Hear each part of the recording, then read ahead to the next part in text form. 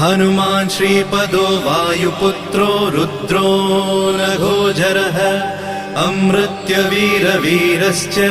ग्रामवासो जनाश्रयः धनदो निर्गुणः शूरो वीरो निधिपतिर्मुनिः पिङ्गाक्षो वरदो वाग्मी सीता शोकविनाशकः शिवः शर्वः व्यक्तो व्यक्ता व्यक्तो धराधरः पिङ्गकेशः पिङ्गरोमा श्रुतिगम्यः सनातनः अनादिर्भगवान् देवो विश्वहेतुर्जनाश्रयः आरोग्यकर्ता विश्वेशो विश्वनाथो हरीश्वरः भर्गो रामो रामभक्तः कल्याणप्रकृतिस्थिरः विश्वम्भरो विश्वमूर्ति